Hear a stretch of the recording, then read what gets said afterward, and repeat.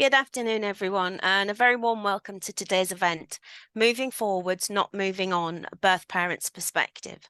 I'm Angela Fraser-Wicks, and I'll be your host for today. I am a birth mum, having lost my eldest two children to adoption back in 2004, predominantly due to domestic violence and mental health problems.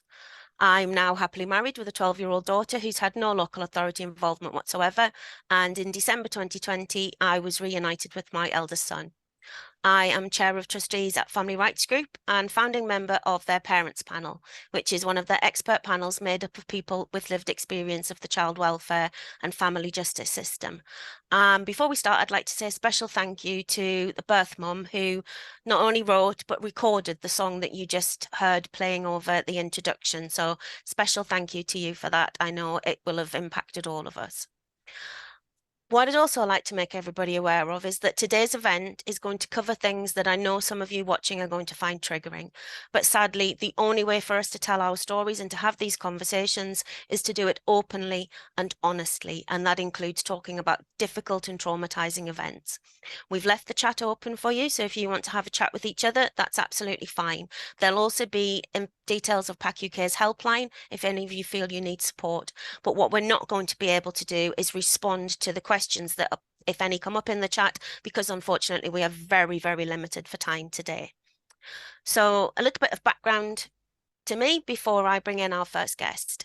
When I was told that my children were being adopted, it's safe to say I completely gave up.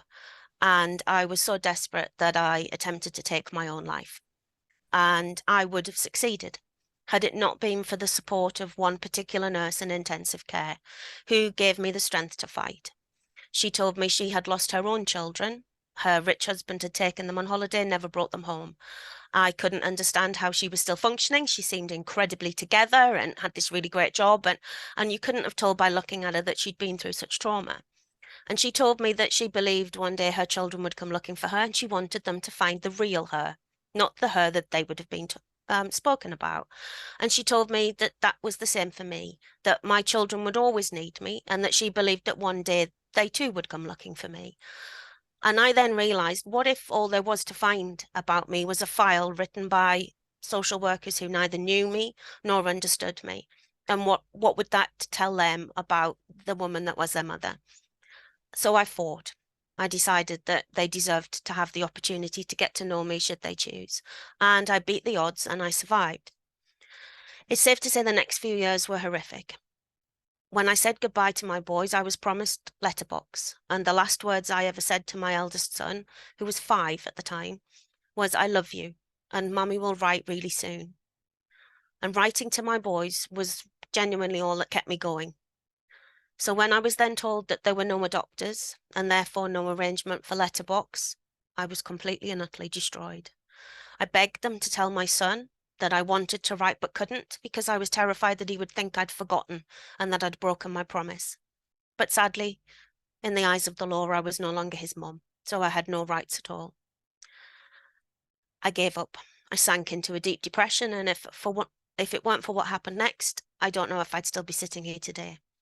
My solicitor had, unknown to me, referred me to an organisation called After Adoption, and a wonderful support worker called Norma came into my life. She understood that I was incredibly mistrustful of professionals after everything I'd been through, and she took the time to build a relationship with me, to prove to me that I could trust her. She helped me to see that I wasn't alone, that what had happened to me was happening to other people, and that I didn't have to hide or live my life in shame. She fought for letterbox for me, and she won. 2.5 years after saying goodbye, I got beautiful letters from my boys.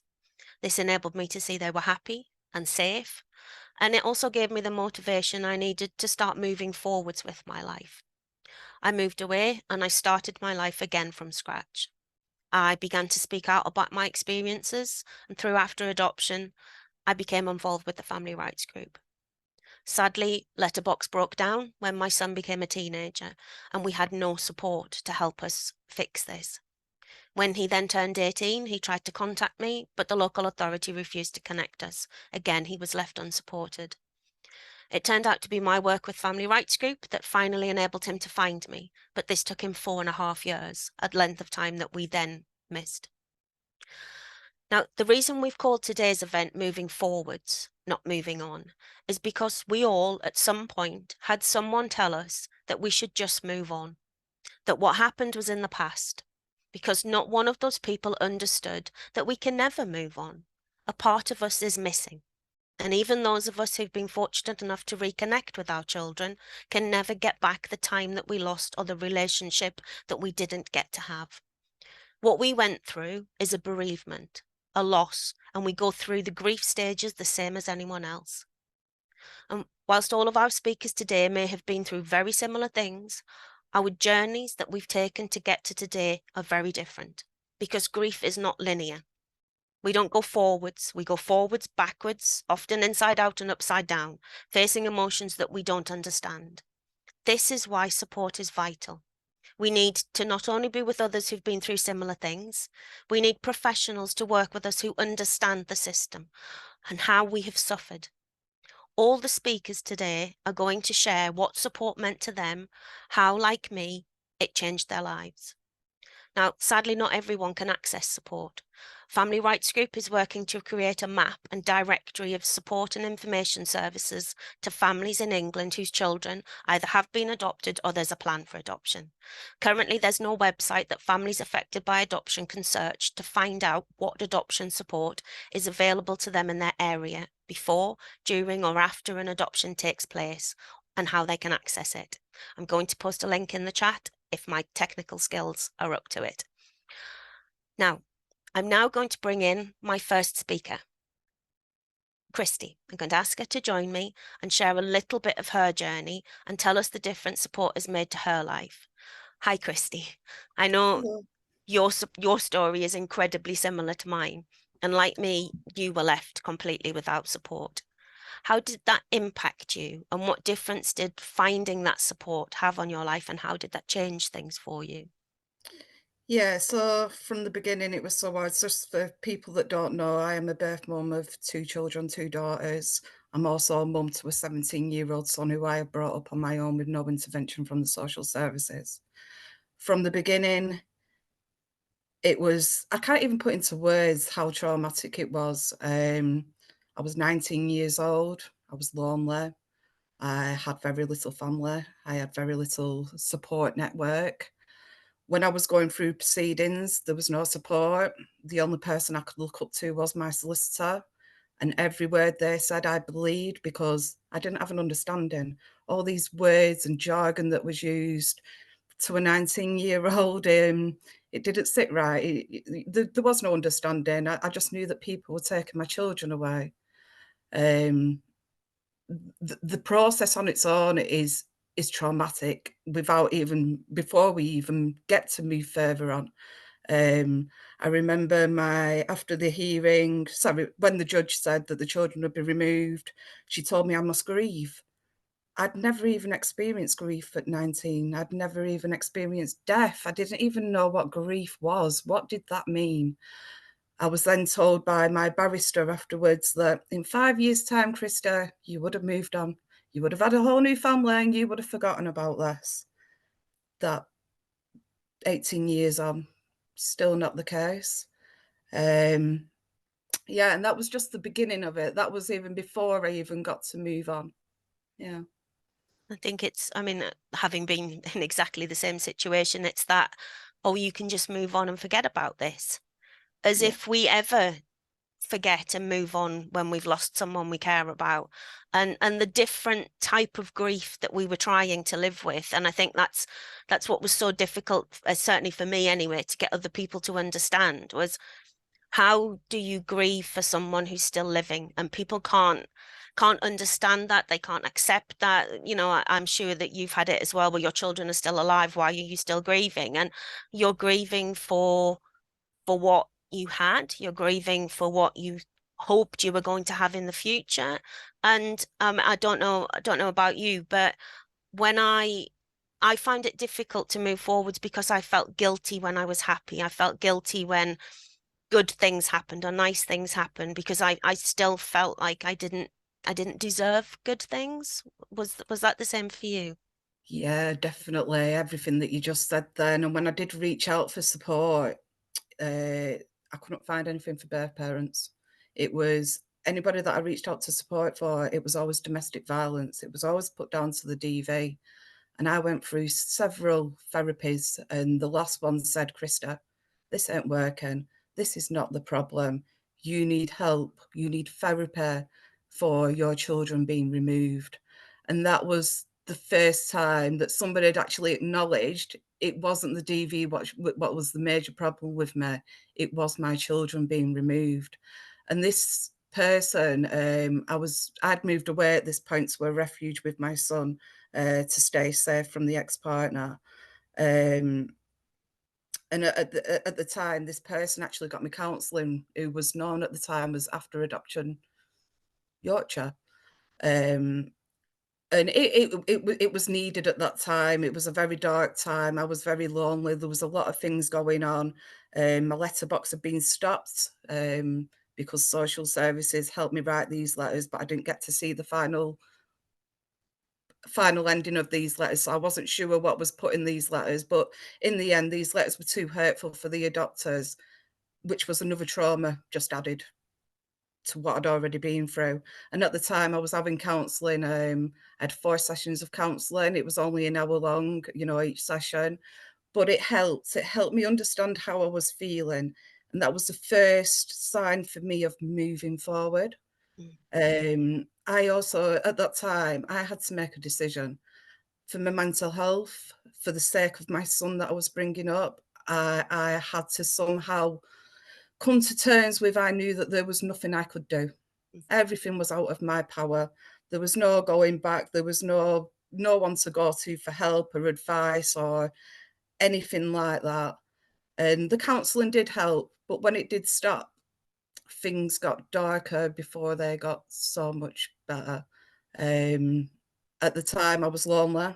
I was feeling very, very guilty for having my son, for not having the girls there, but I was able to bring up this child, and you want to do your best, and practically and physically I was there for my son, but mentally I don't think I was, and that's quite hard for me to admit, but it's the truth. It's just what happened. It was hard. It was hard after that because I got into a very deep depression, a very dark place where I harmed myself. And I ended up in surgery. And this was after 5 years of not being around any family, any friends, no support, in a town that I didn't know, or I only had acquaintances, shall we say. And after that, I made a decision after 5 years that I would move back to my hometown, to start fresh, to be around family, have the support. I felt that it was also a more safer place for my son to be as well. That wasn't easy either. So going into that, when I moved back home, I thought that I'd lost contact with the girls. There was no going back on that. I would never, ever get to hear anything from them again.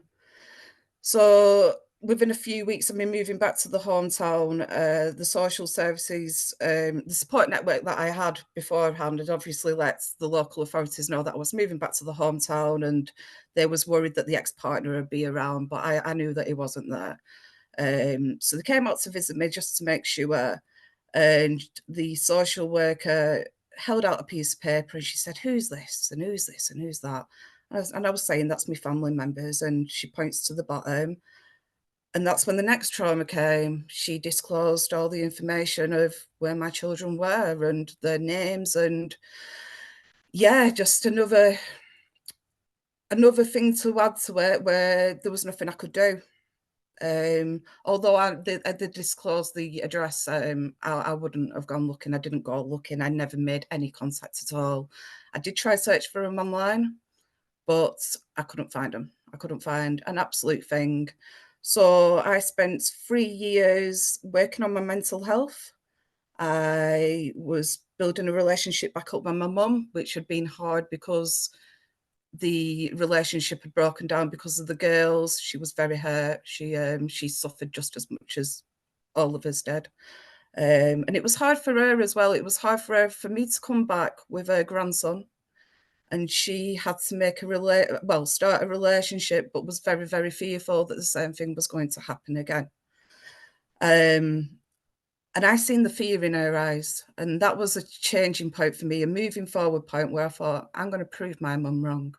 I'm going to prove to her that I am going to change. I'm going to prove to her that I'm not vulnerable anymore and that I want to move forward and I want to be in a better place. So I did. I spent 3 years on that relationship and being at home mum. I did part-time courses just to get out and socialise and just get myself back out there really and build that self-esteem again, which was really good. I also became a volunteer for a charity called Homestar, where I supported my own little family. And my son at that time was coming would have been going into high school, and the children, the adopted girls would have been turning teenagers themselves. And I knew I needed to find a focus. I needed to be in a better place so that when they were 18, I had something to show for it. So I did. I went away and I signed up to be an apprentice. I did 5 years with a company, really good, really found myself in such a better place, mentally, physically. It wasn't all roses, and that course I still had bad days where, you know, you crawl into a ball and you just want to stay under your duvet all day. But that didn't last. COVID came. COVID came and blew up everything just like a bomb. It was just like an explosion. So I'm sure that many will relate to this, working from home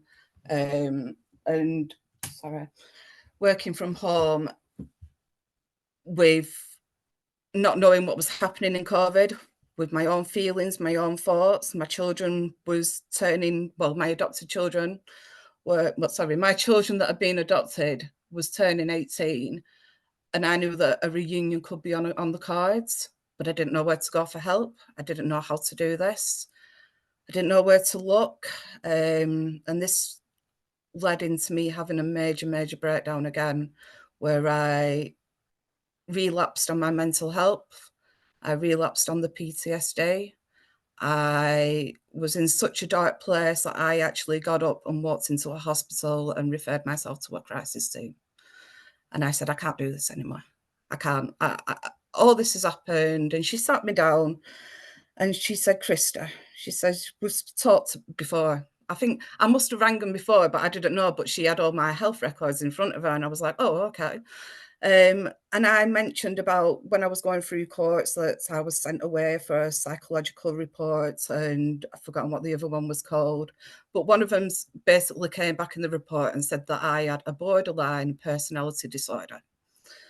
So for the best part of 16 years, I'd never been diagnosed by a doctor or put on medicine. I was just back in my head. It's a borderline personality disorder. This is what's wrong with you. Get on with it.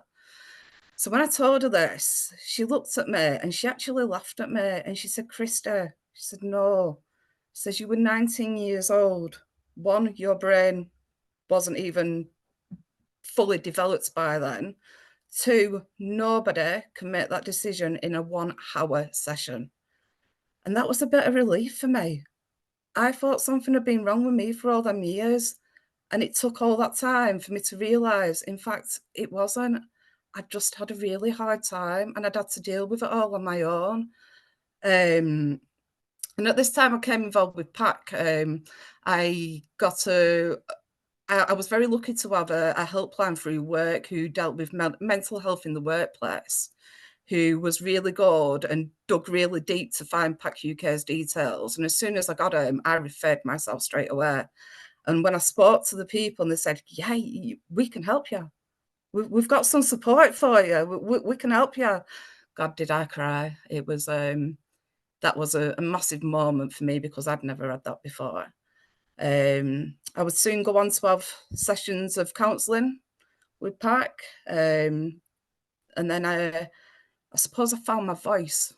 And now I can't stop talking about what I went through, because I feel that now I have been acknowledged and validated of what I went through. It wasn't okay, but it was real, and it did happen. that made the biggest change in my life. To have that support, not have it all them years, but to have it now, to have the understanding, to know that when I'm feeling down, I have somewhere to go to, somewhere that I can just pick up a phone to or an email, has made the biggest impact on my life for the better. Yeah. Yeah.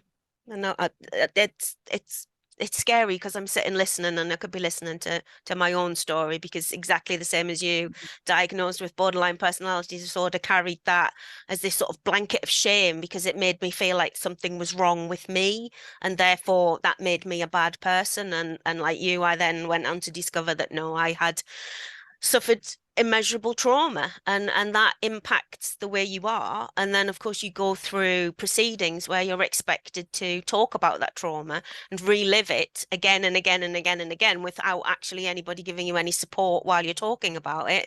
And suddenly you end up in a position where you can barely string a sentence together, and then you're judged by that, and then everything that you say is used to assess you for risk. So you get to a point where you can't talk to people, you can't trust people, because you're terrified that it's just going to be used against you.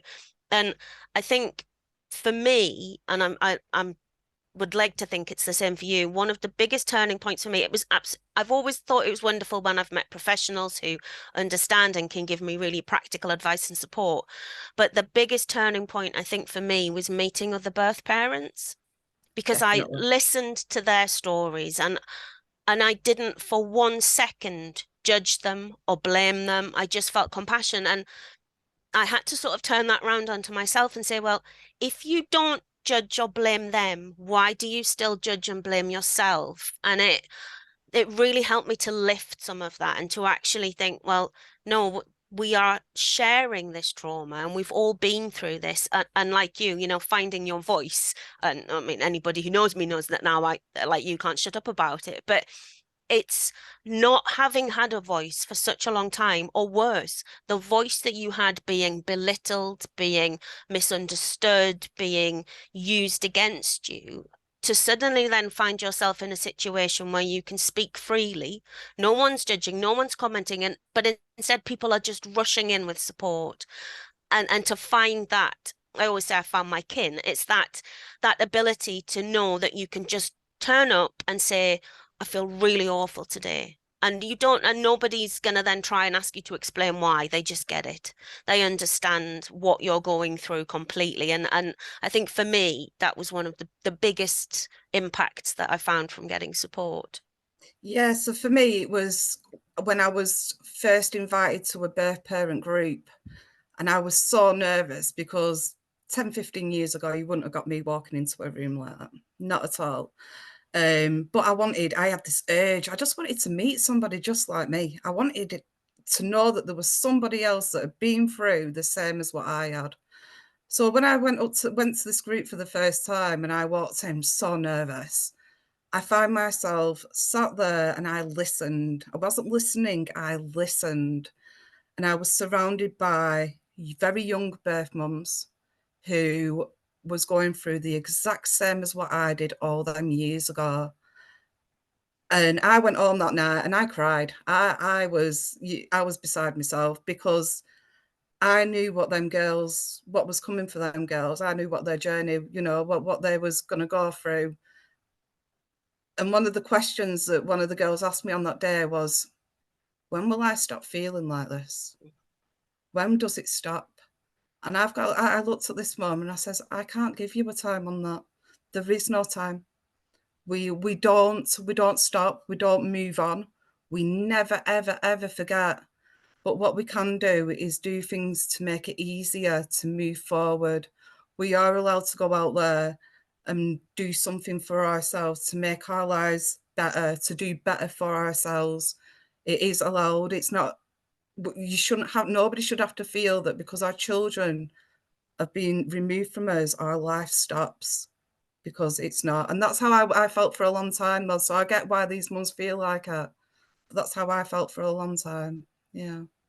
I think, obviously, like you said, I think for me, it helps being able to help someone else. It helps being able to, it's I've always said that speaking out about what I've been through has kind of turned into my own therapy, because Yeah. I get to voice it, I get to unpick it, I get to discuss it with other people. And what I was going to do, if it's all right with you, Christy, is bring up a slide that's got some comments that we got from some of the groups that have been that PAC runs, because I thought it might help us to sort of, mainly because I know what happens if we get carried away. I'm probably going to forget, and mainly because I just thought it helps us to sort of see if we're all saying very similar things. I think we've covered the first one, that speaking to other parents whose children have been adopted, and just having that conversation with somebody who just gets it, being able to say, it's my kid's birthday today, or it's the first day of the new school term today, and I'm thinking about my child, and not people saying, "Oh, what are you still doing that for?" Someone Yeah. actually getting that.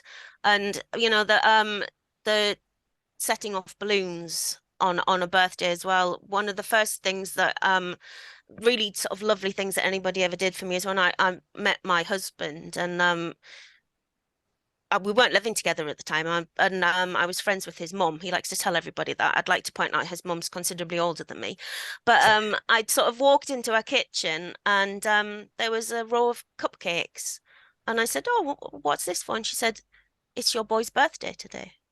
And it was the Oh, first time anybody had acknowledged that it still needed to be celebrated, that there was still something that we could do. And I was just absolutely blown away by what was a very small gesture.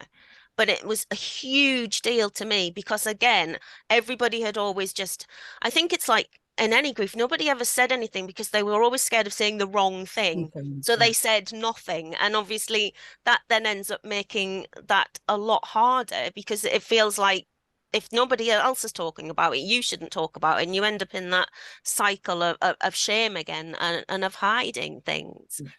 But I mean, there's things here about, doing different stuff like volunteering, like you said. That's exactly the sort of thing that I did, because it made me, when I was still able to write to my son, I wanted to show them that I was doing something, that I was actually more than just this person that they'd heard about, and seeing recent pictures. I know that for a lot of us, we're not fortunate enough to get that, and to have that. And I know for you, obviously, you went on to have another child, and so did I. And I found that a very difficult time of sort of trying to balance all of those emotions of, well, how do I explain to my child as she grows? How do I sort of balance my emotions between the children who aren't with me and the child that is? And I found that sort of incredibly difficult. But having other parents to talk to about that did make that actually a little bit easier, because I knew other birth mums who were either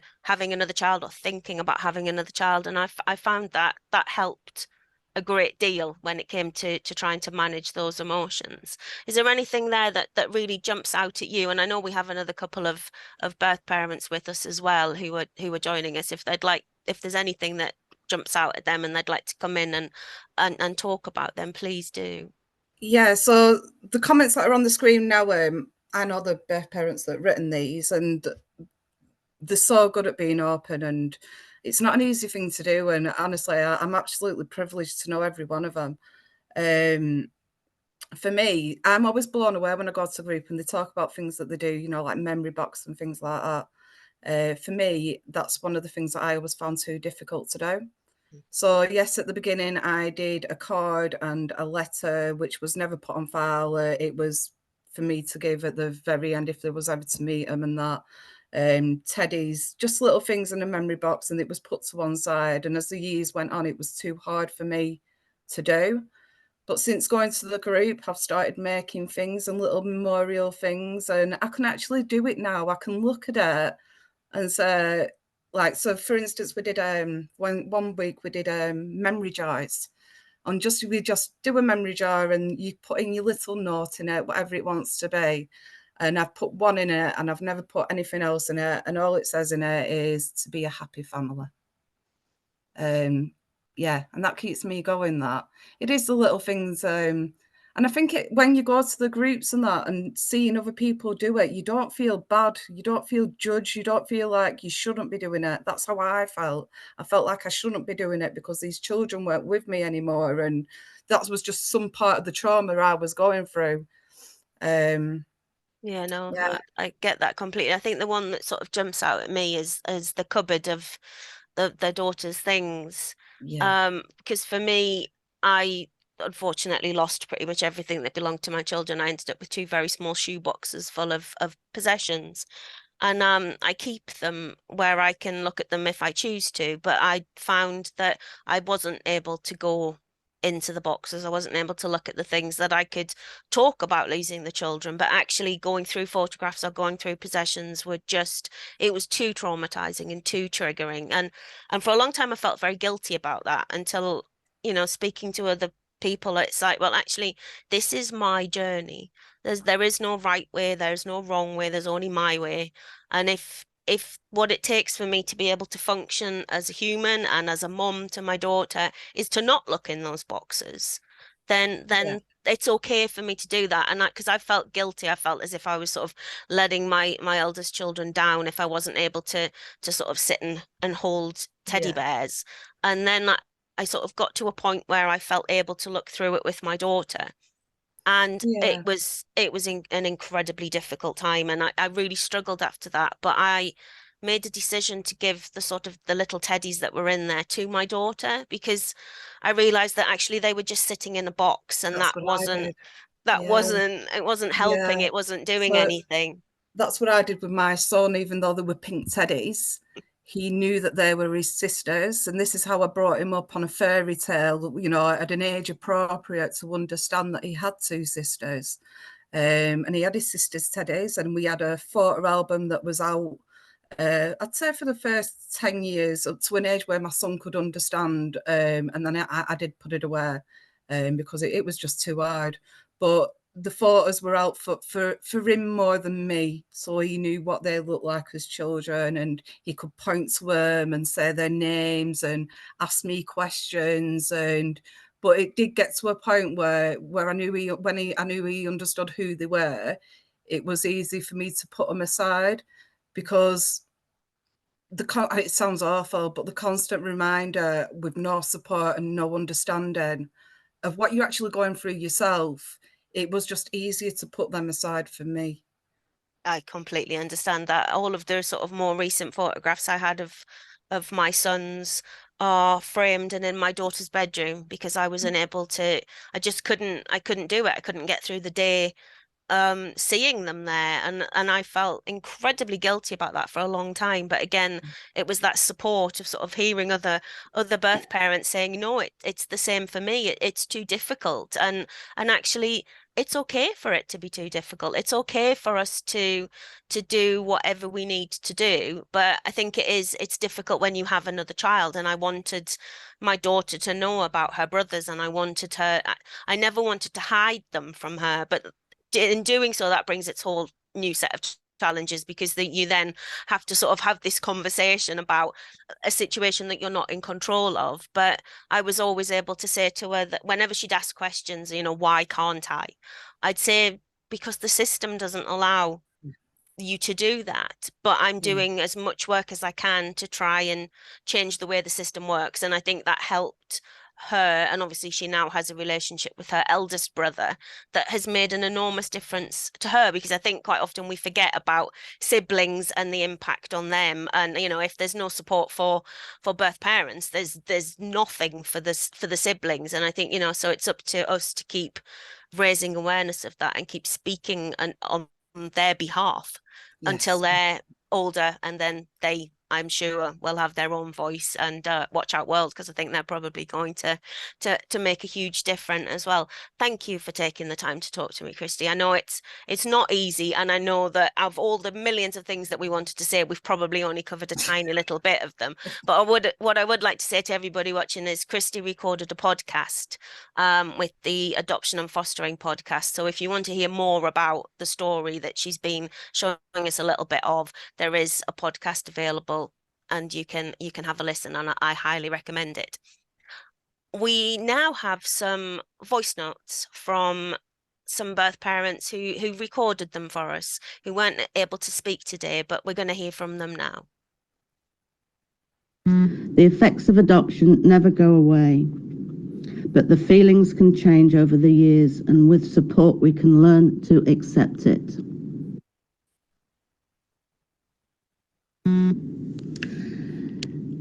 From Jill Killington. Like many thousands of birth mothers from the 50s, 60s, 70s and even beyond, there was no support for me either before my son was born nor after I lost him to adoption. No counselling, no financial support, no support with housing, nothing. It was a very isolating and lonely experience. When he was 18, I put my name on a contact register, hoping that if he ever wanted to trace me, I would be easy to find, and 9 years later he found me. It wasn't until my reunion with my son 29 years later, 29 years ago, that I was even aware of any support available, and then I discovered PAC-UK, formerly After Adoption Yorkshire, and I've been involved with PAC ever since 1995, both as a service user and a volunteer. PAC was and still is a lifeline. I had a few counselling sessions early on in my reunion, and then luckily for me, I joined their peer group support, which I still attend. Up until then, I'd never spoken about my son's adoption to anybody other than my husband and my other children, and even then, not into any depth of emotion. Obviously, other people, including my parents and close family, knew about it, but none of them ever mentioned it to me. So I'd never even met another person in my life who'd lost a child to adoption, and meeting others who'd gone through the trauma of losing their children to adoption was the first time I'd felt anywhere like normal and able to talk openly about my son's adoption and all the complicated emotional issues.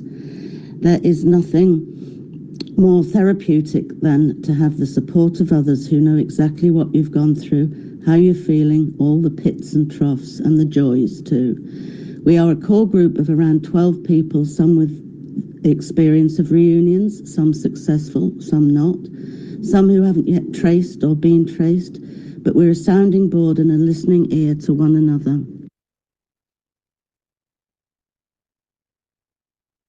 Hi, I'm Sammy, and I've found that being involved with groups via PAC-UK has really helped me come to terms with the fact that I have a child adopted.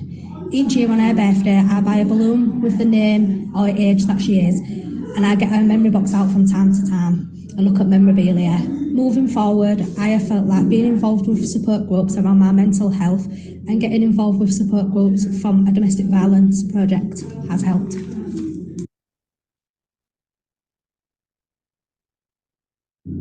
So what has helped me the most is meeting PAC, having a support group which meets once a month. But why is it so hard to be referred? When we go back to last November, the court said I could be referred after knocking on the social worker's door to be referred. It should be a lot easier. Once the adoption has been put in place, there should be a referral more or less straight away to help with parents. I'd just like to say, on the basis of what you can do best in best terms of moving forward with adoption, and what can really help me, in terms of never forgetting, because you can never forget, but you can always move forward but never move on. That's the theme we're going with. So I'm just going to say the best advice I could give to anyone out there who's going through what I've been through and still going through is just to make the relationship with your parent, with your child's adoptive parents, so make it as strong as possible, because if you're as lucky as me and you get someone that's going to give the right amount of detail, then you will be able to establish the best relationship possible, and you'll get a lot of detail from in terms of your child, and that's what helps me really get the most out of it, because I feel like it's a a back and forth thing. They love to hear from me and have updates on me and hear about, you know, their adoptive child's life before she even met them. It's important for them to get as much, you know, identity clarification for the child as possible, so they can pass that on to your child. And also, like, it helps you in yourself knowing the extra details, getting the updates. And I've been able to create a relationship with them now where I can send things back and forth easily. Any photos or anything I make for her, it's like, yeah, send it over straight away. So I just maybe use my story as an example of, you know, you can have a brilliant relationship with the adopters, and it can be so much beneficial for the child then growing up. You know, it's just about accepting and moving forward, but not forgetting you are that child's parent and you are important.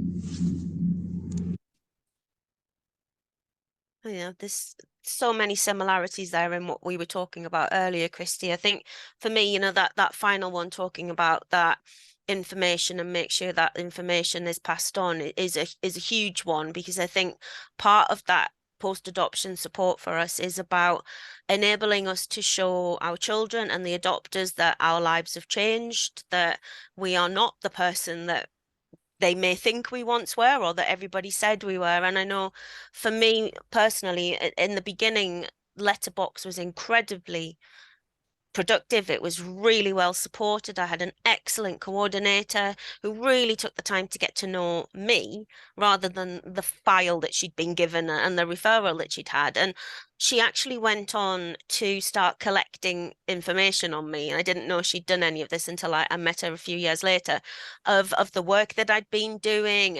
And so that, because she said, I think this is you. I don't think that folder that is in that local authority is you. I think your children should get to know the real you. So then when I found out my son had been trying to contact me, but he had been told that I was still a safeguarding risk because his younger brother was still not 18, I couldn't get my head around it, because I thought, but they have all of this information. They know that I have a daughter with no local authority involvement. They know of all the work that I'm doing. How have I still been assessed as a risk? This makes no sense. And it was then that I found out that it was literally their justification was that there were two departments who didn't speak to one another, which just sort of unification and letterbox hadn't actually shared information between them. So I think having someone like PAC who is making sure that you're keeping this information, that it's being shared, that because we've all lived wonderful lives and achieved so much, and all we want to do is to be able to show our children that, and to show them that we aren't who they may think we are, and hope that, because I always said I wanted my children to come and find me because they wanted to find me, not because they felt obliged to find me. I wanted them to know that you know, that mum was a good person, that mum was funny, that she was silly, that she was adventurous, so that my letters weren't just, and I always said the thing that motivated me the most was I didn't just want to write a letter that said mum watched the telly. I wanted to say that I'd done something, and the only way I was ever going to be able to write letters to saying I'd done something was if I actually did something. So it was that real understanding of letterbox isn't an admin task. It is but connecting a relationship and keeping a relationship, and that requires support. It can't happen on its own. And you know, I often talk about the fact that the first year I was able to send my son a birthday card, I walked into the shop and suddenly realized that I could choose whichever card I wanted, because it didn't have to go through a third party. I didn't have to pick the one that I thought would get passed by the local authority. I could write whatever I want in it. And I completely and utterly broke down and fled the shop, because I just was so overwhelmed by the fact that I was able to tell my son exactly how I felt without somebody telling me that I couldn't say that I didn't know how to do that. That's the impact that has on us as mums. We have to rein that in when all we want to do is let it out. Mums and dads is say, we love you, we miss you, we wish we could see you, but we're not allowed to. And I think part of the support for me was about helping me to understand that was because that's what the system says. And then it was enabling me to find the strength to actually say, well, Why? Why does the system say that? And is there something we can do about it? And I think that's the strength of us as a group. You know, we all come together, we all say the same things, and I think it's much harder to ignore voices when there are more than one and we're all saying the same things. Yeah. And, you know, speaking of strong voices and all saying the same things and doing a fantastic job, I'm going to ask the wonderful Jill Kellington, who has joined us, to read some quotes from your group of birth mums. And instead of introducing you and the group, I'm going to allow you to do that, Jill. So it's over to you. Okay, I think there's a photo coming up as well. Yeah, I'm speaking on behalf of and giving quotes from some of the wonderful ladies from my so-called historic birth mother support group. Like you, Angela and Christy, this started off under the auspices of After Adoption Yorkshire, but we're now a PAC group. So yeah, I'll just read out some of the comments that have been made, and this one is from Alison. The support group has been such a useful thing and helped many of us to get to where we are today. I feel that finally, and it's taken some doing, the voices of us young, helpless birth mothers are being heard. And although things have changed, Alison says she also thinks the groups are doing a fine job in helping the contemporary birth mothers get through what are the most challenging times of their lives. Although PAC-UK leave us to manage ourselves, the use of the premises and now providing staff to be there on our days has been a massive help in maintaining our group for so many years. So a big thank you to them. Then from Margaret. Margaret says, I'm happy to state that without the support of others who have had similar experiences, I would not have made it through the 25 years it's taken to form a stable and mutually fulfilling relationship with my daughter. And then finally, something from Kate. As an adopted adult and also a birth mother myself, adoption has always been part of my life. She attends our group, obviously, Kate. PAC have not directly supported me other than allowing the premises to be used for our very necessary birth family support group. Kate says, I've been going for well over 25 years and rarely miss a meeting. It's the best way to support each other, and the bond we all share makes it very special. For several years now, I have also been involved with PAC-UK by working on the searches for others who need to find loved ones lost through adoption. Knowing the importance and value of what this means to people from my own experiences, is very helpful. It is a wonderful service that PAC provides, and they offer the chance of answers and support for people who make the choice to take these steps. The effects of adoption never go away, but the feelings can change over the years, and with support, we can learn to accept it. So thank you to my lovely ladies for those quotes. Thank you, Jill, for sharing them. And we've got a little bit of time before our next clip. So I've brought all of us in because I thought we could have a bit of a chat and see, because for me the themes that are coming through are that, especially Jill, you know, hearing that, is that it doesn't matter how long ago this happened, the needs for the support are the same. The needs for that group and that able to talk to others who've been through similar are just as much now as they are when this happens. Would you agree? I would also. I mean, I'm in contact with younger birth mothers than myself through volunteering for PAC. And I always say it doesn't matter why. Well, it does matter why you lost a child. But we've all got the same experience in common. You know, whether you've had social services involvement or, back in my day, so-called historical adoptions, whereby the only reason most of our children were taken for adoption was because we were unmarried. It doesn't matter to that extent. We've all got the same experiences, and I think it's very useful to share those lived experiences, not just amongst us, our own generation, but for future generations also. And the only way we can ever change the system is just by speaking out and complaining about it. Hoping for improvement. Well, that's it. And, you know, nothing, I say this all the time, I think until the public at large realise actually what's going on, I don't know if we're going to see the change that we know needs to happen. And I think the more of us, because you know, before I became involved in the system, I genuinely believed that this would only be happening to parents who'd done something really terrible. It never occurred to me that it could happen to people who were vulnerable and needed support. That just seemed wrong, and it is wrong. But no, I think that the more of us can share that, then the more awareness we can raise around that, then hopefully we start to see a shift in people's attitudes and people having a bit more of an understanding of, and as you say, I know exactly what you mean by it doesn't matter why or when, because it doesn't. The grief is the same, the need for support is the same, and the need for that finding your kin, finding that group, finding somebody else who you can talk to who isn't going to assume you've done something wrong or as we've said, called the event, expect us to move on with our lives when you know, we move forwards with a life that is markedly different from the life that we had planned, but we don't move on, and we never can.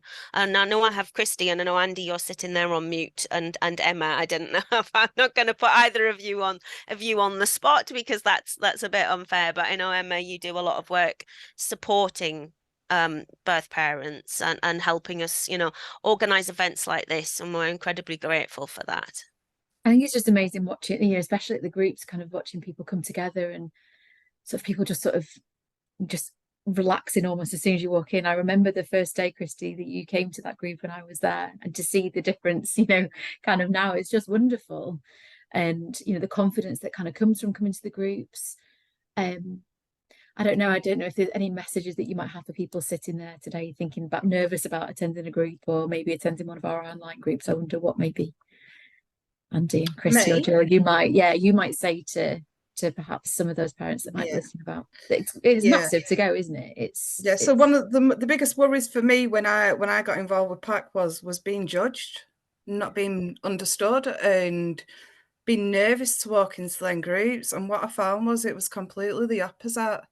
And I'd say to any birth parent, anybody that wants to reach out for support but is scared or may feel like they're going to be judged, we are the most non-judgmental people. And no matter what the background is, we completely understand. And I would say to any birth parent, just give it a try. Whether that's online, maybe you're not happy about coming face-to-face, try the online group first, build up your confidence, then come and join us in one of our face-to-face groups. I can promise you now you will benefit from it. Yeah, they're really busy, aren't they? Like, we've got, you know, a really good turnout. I can see Andy, you're nodding away there. Yeah, so it's not just for the birth mums either. There's the birth dads as well. We have quite a few at the Manchester group. Very mixed and diverse. All lovely people. Absolutely, they all inspire me. I'm very privileged. I feel very privileged to get to know these people and be able to share my story with them. And I know that if I walk into that group and there's sometimes that I'm not feeling up to it, and they can tell straight away if there's something wrong with me, especially Andy. And it's like, what's wrong with you? And then I just kind of go, and I just let it all out. And once I've done it, I just feel so much better. I feel there's a relief that somebody who understands me has listened to me, and I'm not alone. I'm never alone anymore. And that's, for years I felt alone, and I'm not anymore. And it's just, I've got nothing negative to say about it. Everything has just been so positive for me. Jill. And you just mentioned the online group as well, the virtual group, Christy, because you and Andy attend that, as do I. And, you know, there's scope for many more people to join that. Oh, yeah, definitely. And anybody watching this, obviously, has joined this online. The online group it's easier for those that may be very nervous about coming face to face, So if you join on the online one, you've got the option of turning off your video and just listening, or you can chat in on a chat, and we'll chat back to you through chat, or else we'll chat to you through video. And that, you know, there's no pressure into talking either. Just listening helps as well. Just to listen goes really far. Yeah. Someone who's an absolute expert at listening is our Andy, who tends to just sit there quietly in the Rubbing it corner all and taking it all in. But what do you get from the groups, Andy? What difference does it make to you? It's made a big difference. It's built my confidence up a lot more than what I have been. It's actually made me go off and do it some online courses to understand a lot more about mental health. Which I was doing some of it just before coming live. So yeah, a lot of confidence comes from the groups, hearing other people's stories and helping you out as well, making you feel you are not alone anymore. And I wouldn't go back. I'd literally go every month as long as I'm well enough. But yeah, I'm happy at going the groups. Thanks, Andy. I hear somebody also takes some awesome brownies as well. So, you know, if anybody's and go just for the cake, if nothing else, from what I've been hearing.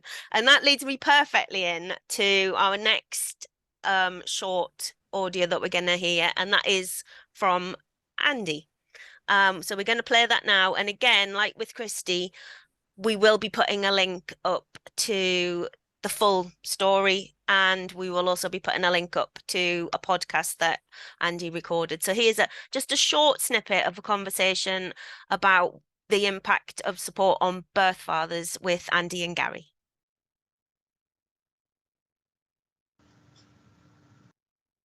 Okay, welcome to this conversation between two birth fathers, myself, Gary Clapton, and Andy Copenhall. I'm a birth father from the years of closed adoptions, and my daughter was adopted by my wishes. As we'll see, this marks a major difference between Andy and I, with my experience much less involving child protection social services, but hopefully we'll also touch on our similarities. Andy, your daughter was taken into care in 2010 when she was 13 months on the basis of what was said was neglect. She was adopted a year later, and it's been over 10 years since you saw her. Can you fill in some of the blanks for us here? For example, what were the circumstances of you and your daughter's mother at the time? Were you living together or were you apart? We were apart at the time. I lived in a flat, and my ex-partner lived in a mother and baby unit. What care did you have? What hands-on care did you have of your daughter then? For the first 2 weeks, my ex and my daughter moved in with me for like bonding issues. So, well, not issues are they, but just so I can bond with my daughter, and because my ex-partner was breastfeeding as well, so she needed to be there. So she moved in, we spent 2 weeks together, and then sort of rekindled the relationship a little bit, but wasn't quite fully. By the end of the month of April, it come to the point of it wasn't working, so we separated again, and I saw my daughter for weekends. I was never pushy about when to see. I dropped a message saying you're free, and I was just so laid back with not wanting to push and force my ex-partner into like meeting up with me. So that was happening, and then we arranged to meet one day, and then all of a sudden she wasn't there. She stopped replying to my messages, and then from that I had to then go through the courts to get some sort of contact, which was arranged that I would have contact with her at a contact centre, because again, the mother has to be there for breastfeeding and stuff. Sure. So I agreed that it would be at a contact centre, which is not my place, not her place, it's a neutral place. And that was happening for so long, and then all of a sudden that stopped. Oh dear. So I they was just weren't. with the local authority. I was frozen out by them due to accusations from when I was younger. Accusations that have impacted my life since, and still have. And they froze me out. They obviously didn't want me to be a carer for my own daughter. So they thought if my parents had contact or are carers of my daughter, then I would Have then access be able to have access whenever I wanted. But I wouldn't have been like that. But it did come down in the near future when my parents did go for the special guardianship, kinship. Did they? Yeah, they did go for it. Okay. They were doing the assessments, but then my mum was diagnosed with cervical cancer, so she wanted to carry on, but it wasn't right, not just for her, but for my daughter and for my dad, he was working, so it wouldn't have been fair for him to just literally finish his job and care for my daughter. So that had to stop. But in the paperwork, the local authority did worry that them having special guardianship meant that I had unlimited access to my daughter, which they weren't happy with. So it doesn't have to happen like that. I know lots of cases where the grandparents have care of the child, and there's a kind of, you can't go near the kid, right? But basically, your daughter would have grown up in her family, and there's rules and regulations. These things can be enforced, but there's sometimes a concern about that. But nevertheless, lots of occasions where if the maternal grandparents aren't or can't do it, then the next stop is the paternal grandparents, never mind you. So let's get back to you. The first thing you know that she's gone out of the care of the family is that she's off to foster care. Were you on the receiving end? Did you have any assessment at that point? Never mind your history of any what's the word? Accusations. Criminal convictions and accusations. Was there any assessment made of you? Anybody sat down with you and assessed your ability to carry on parenting? Because you'd obviously had care of your daughter, you had contact, you'd been in and out of the centre, you'd met in the kind of neutral places, and so on and so forth. You were on the birth certificate. So was there a sit down with you? No, not at first. They never assessed me. They just took my daughter straight into foster care. They never assessed me. The first assessment that I had was a psychological report and a psychiatric report with two different consultants, which both came back with quite different things to what I am. Did you have a place of your own, by the way? Yeah, I had a place of my own before my daughter was born. Right. I had a 2-bed flat, and it was in a tidier place than what my home is now, with 2 kids. But it's the way of life. You can't. An untidy home to me is a livable, lovable home. Sure. If you're constantly tidy, then there's no toys about at younger ages, then the home doesn't look loved in. And that was my home at that time, because my home wasn't being used other than myself. So it was nice and tidy. Everything was in all the places, because the only places that I was in my property is in the living room, kitchen, bathroom, and bedroom. It was easy enough to keep tidy, but no, I was never. They come to my property, but it was well after the foster placement. So right. So did you know where your daughter was? Were they in foster care? Was she in foster care somewhere close by, or you just don't know, or do you? no, I don't know where, and I wasn't even wanting to try and find, because if you know where someone is, you're going to have it in the back of your head. Just yeah, I go know. and look, and I'd I get rather that. not have that. No, I get that. It's quite painful, isn't it? So moving along then, right? You're what are you doing to put it bluntly, what are you doing to get your daughter back then? It might sound bad, but I'm not pushing to get my daughter back. She's 14 years old. She's been in care now for 11 years nearly.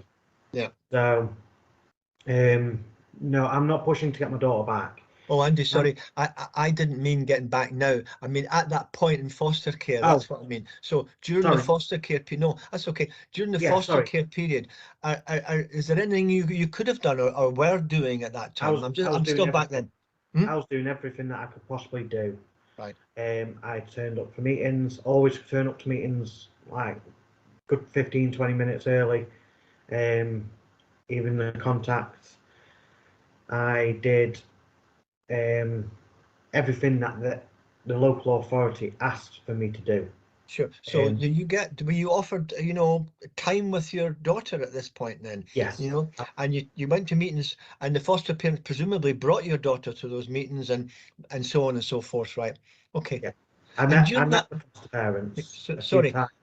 During that time, are you aware of any assessment that's taking place about you, about your ability to? Are you not aware of that, or it just didn't happen? When I've been asked, did I have an assessment? I don't feel I had an assessment. You're not aware of it. I've got a feeling that they were assessing me when I was having my contact with my daughter to see how I was with her. Sure. And when you're sat there in front of someone else and you're scared to make the wrong move, you're on eggshells yourself, and it's so difficult. Now, my daughter never moved away from me. I've got photographs of her. Yeah, I've got photographs of her being really happy. I've still got her now as a screenshot on my phone. And it never come across to me at that time that I was being assessed. Right. Because to be honest, the person that was you could say was assessing me or supervising my contact seemed to be on their phone all the time. So I don't know if that was because she was typing down what was happening, or she was socializing with some friends, or what. I don't know. I can't determine that, but I just know that it was used against me, that I wasn't capable of looking after my daughter. These are very, very awkward moments, aren't they? You're under a microscope, you're in a strange place, you're well aware that you're being watched. I've heard stories about mums in these contact visits being afraid to hand their child a grape or feed them the wrong stuff. It's just so nerve-wracking. No wonder you're on, as you say, on eggshells, particularly if you're actually not aware of what's being done, right? That there's monitoring taking place. So the upshot of this is that, are you then told that she's leaving foster care and she's going for adoption? You're hanging in there. I'm hanging in there because I've got two other children that she's got a brother and sister. She has the right to know about them, which I have been told she does know about them. Okay. But they're missing out on each other's lives, and that's what I'm pushing for. I'm not looking to bring her out of the adoption. Yeah, I get that. I hear that. Because it disrupt her school place altogether. But but I've always stated that I wanted a bond with the adopted family more than what I'm getting. I don't see or feel there's a connection between us. Like, if she comes 18, like, she can have me and the adopted parents to turn to. She can have two families if she wants. Yeah. And there's no, how can I put it? Animosity between each other. So animosity, yeah. No, I get that. We're not fighting against each other. Oh, such and such has done this, such and such has done that. No, I'd rather it just to be one big happy family. But I've just got to keep fighting at that at the moment. That's very generous of you, Andy. Very generous.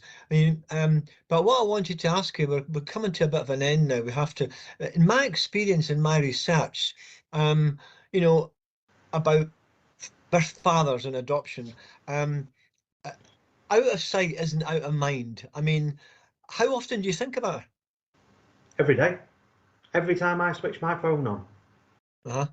She's on your screensaver? She's on my screensaver. Every time I switch my phone on. What's that photograph of? Is that when you were at the foster parents, or in the contact centre? Yeah. So right, okay. I do have a picture above my fireplace of me, my daughter, and my mum. Right, lovely. So she's all around, and my children have asked when they were younger, who's that? As they've grown, I've been able to explain to them, but they're still at that understanding, is that why can't they meet her? Why can't they see her? And that's the most difficult thing. It must be. And no doubt, if my daughter's been told about her other siblings, she might be feeling exactly the same way, but does she have that right to speak out herself? And would she be listened to? And that's one of the things I think is a concern when it comes to adoption. Just getting onto that then. Sorry, go on. When is the right age to be able to listen to a child that actually understands the situation? I know. And then at what point do you start keeping secrets and things like that, you know? I mean, in terms of winding up, right? I mean, what I've got a wee note of here is, first of all, you're never assessed as a father, right? What messages do we want to give to the social workers in the audience when this goes out? First of all, you're never assessed or involved as this your daughter's father. So no judgment call is made, right, about you, Andy, there and then, not the Andy that was done for a fray or the Andy that was done for your £200 fine. The Andy that's at that point, that's the father that's on the birth certificate, that's visiting the mother and baby home. You're not involved, you're not assessed, right, as to your capacity to parent. You had a flat with 2 rooms, 2 bedrooms. Yeah? Yep.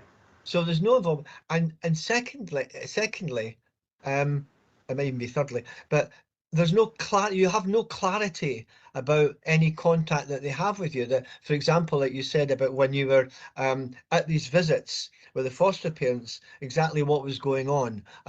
You know, what kind of measures of assessment that they were making on you. There was no clarity that you were under the kind of microscope at that point. What else would you say to social workers then in this, you know, it's a shortened version of, you know, this experience of yours, I get that, but what else would we tell them? What could we say to them?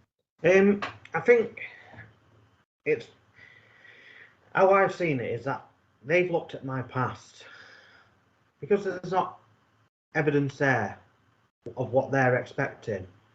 They've held on to that, and they've judged my future from that moment, basically saying that I wasn't fit enough to care for my daughter. Now, the local authority, nobody, local authority, your parents, they don't have a crystal ball on what your future is going to be like. Yeah. They had an inkling of my future, but they didn't want that inkling of my future. They just wanted to get involved with my now wife and my son at the time. Wow. Not to support them or anything, not to like go through checks to see if my partner at the time was eligible or capable of looking after not just my son but my elder daughter. Your daughter, yeah. You know, it's an injustice in a way, isn't it? You know. Yeah. But look, Andy, we're going to have to sort of like call this a day. That's just time wise, right? So I'm going to stop recording now and thank everybody for listening.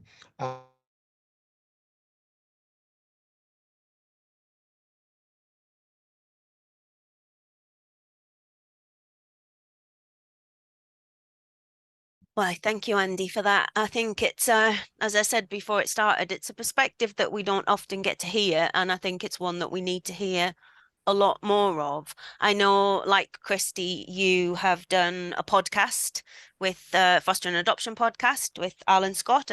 Feel I should give them a shout out and say thank you, because, you know, as adopters themselves, they allow us to share our experience and our voices. And I think that when we can hear adopters, birth parents and adopted young people all saying exactly the same thing, then hopefully we've got a much better chance of bringing about the change that I know we're all looking for. I think the themes that have really stuck with me today has been that all birth parents should have access to support. It shouldn't be something that we have to then suddenly go and try and seek out ourselves when we're in a pit of grief and we don't know what's going on, that we should be allowed to have a referral made at the point that we need it, so that we can find the wonderful support that we know is out there, that we've heard is out there. So we're going to be bringing the event to a close. But before I finish, there's just a couple of things. Firstly, I want to say a huge thank you to all of our speakers today and to those parents who've contributed in other ways with the recordings and the quotes.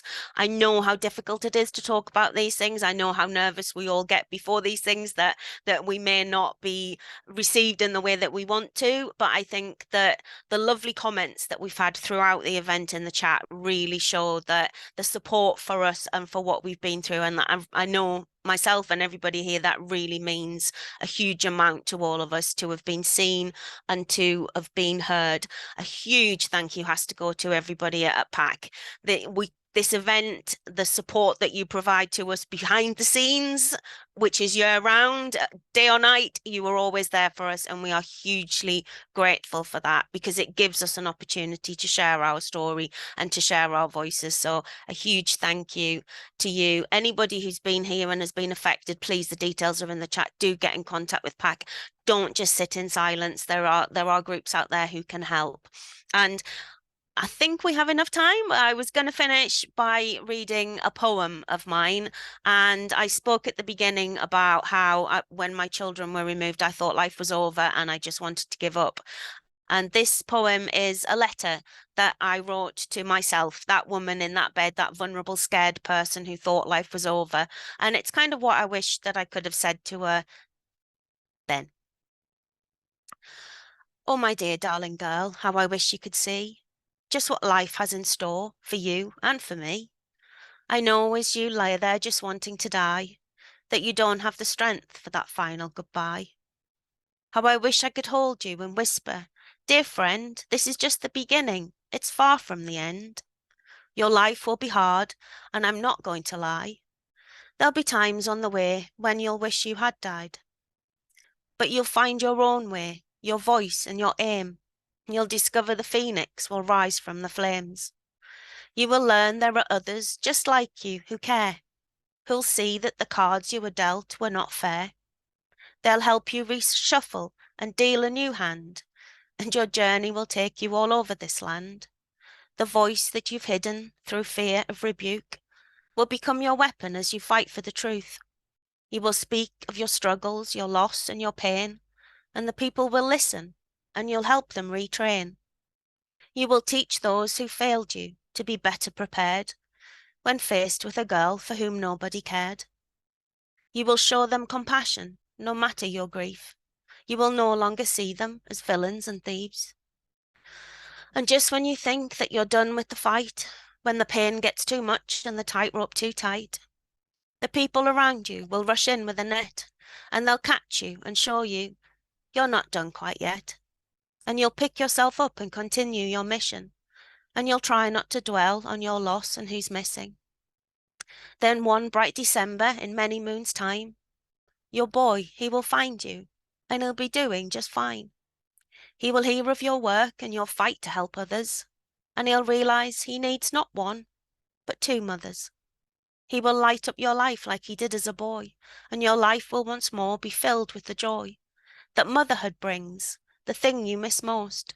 He'll be handsome and happy, and you'll go on to boast of your sons and your daughter and how you were glad that you fought for the good and ignored all the bad, that you didn't give in when laid in that bed, that you found the courage to live life instead. So my dear darling girl, I beg that you listen. If you give up now, you will only be missing a life filled with laughter and challenge and pride. And all those who called you worthless, I tell you, they lied. You will marry, have children and live more than most, and you can't do all that if you're left as a ghost. You're loved by yourself and you know your own worth. This is no time to die, this is time for rebirth. Leave that old shell behind, the one full of doubt. Cast it aside and let the real you climb out. Let your colours shine brightly and say it with pride. I'm so glad that I lived when I wanted to die. Thank you all so much for coming today. Take care.